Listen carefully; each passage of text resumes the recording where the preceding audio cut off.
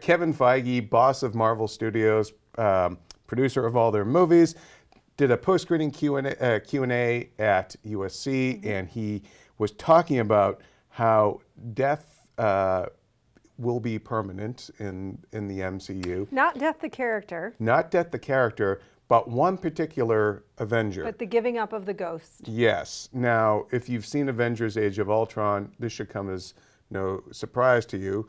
And if you haven't, it will. Quicksilver is dead. Way to drop that bomb. Yeah.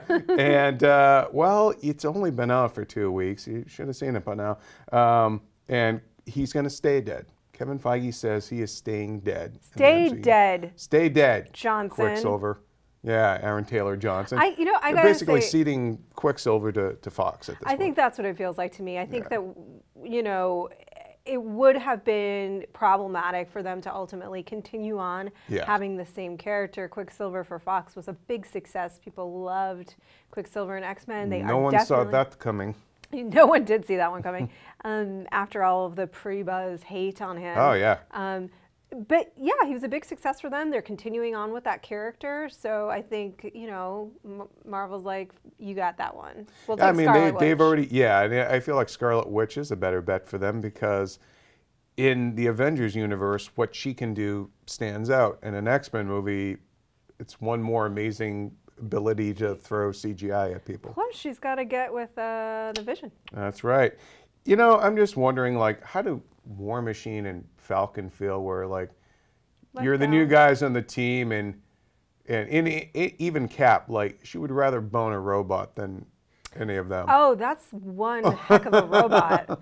I mean, the Vision is one sexy robot. He's not only He's got that Mr. Well, wasn't Mr. Spock like an influence on Vision that basically it was like their kind of answer to Mr. Spock, the kind of cerebral but cool kind of counterculture. He's got that kind of and it's weird because they're a great match in that she is so fiery and full of emotion and driven by emotion. It's like a saga of fire and ice.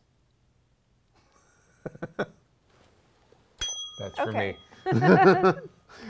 Awkward podcast so far this week. So all right. I'm loving it. I love that the intro happened. I had no idea what was coming. So you're fine with Quicksilver being dead and gone in the MCU, and but do you think is that going to stand for every character? Let's say they follow the comics and Cap dies, even though we all know in the comics he came back and yada yada. Was he really dead? I forget that twist. I think it turned out he actually wasn't really dead. I forget.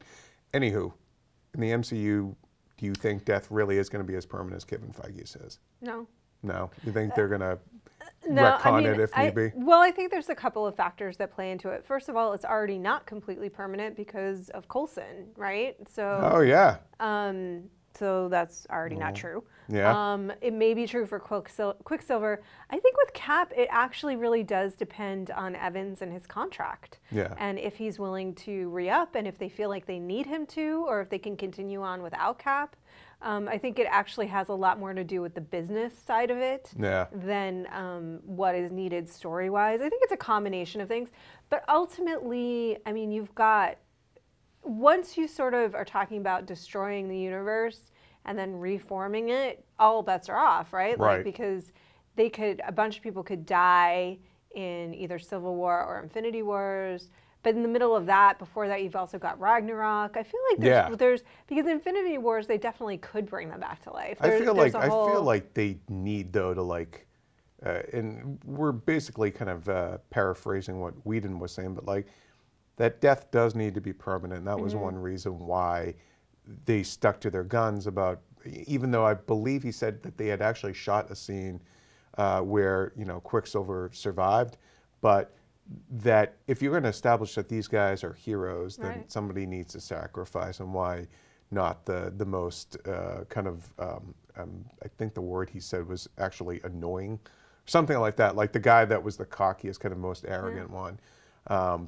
Basically, they did what Tony's, they've always pulled Tony Stark back from the brink of death, but this time, like, they actually saw it through with a different arrogant character, you know? Yeah, I don't know. I mean, I really think a lot of it's just going to depend on the because in comics people die and they come back. Yeah.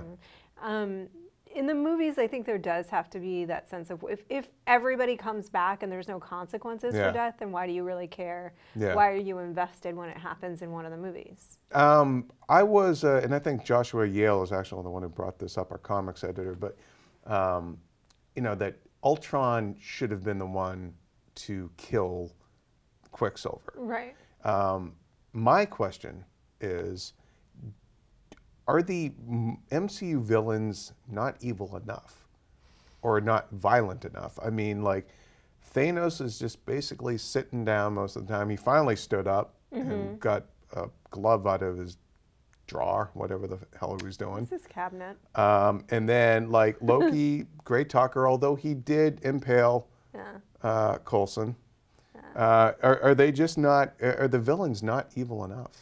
I mean, that's something that Joshua and I actually talked about previously, and I do think that they could sort of like up the ante on the terrifying factor of these villains. The tricky part is Marvel's tone, right? And so it's tough because once you go too scary and malevolent and evil, it's hard to really keep that same tone. If you had like the Joker as we knew him in The Dark Knight, does not fit into the Marvel Cinematic Universe, right? You just start seeing Tony Stark weeping from fear. Oh my God, the hell is this? He's just like crying in a corner and shaking. And although I have to say that the Winter Soldier to me is, even though he's kind of an anti-hero, I guess, he's a tragic character.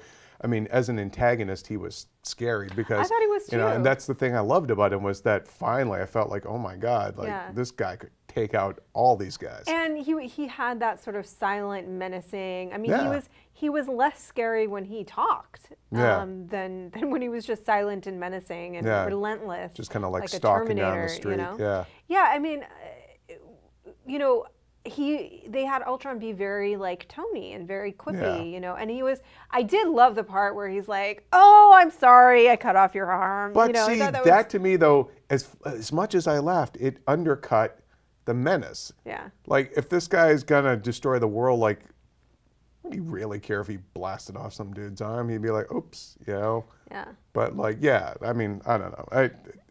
I think that it's going to be a very difficult problem for them to solve in terms of keeping it light. Yeah.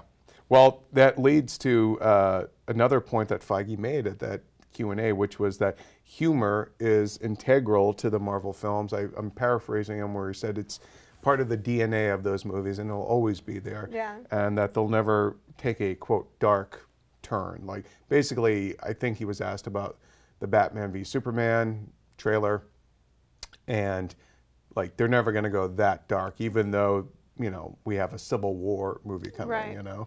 Yeah, I mean, they've always kind of walked a delicate line with their tone, and I think that they can't do anything now too far outside of it. Yeah. I think that Warner Brothers feels the same way.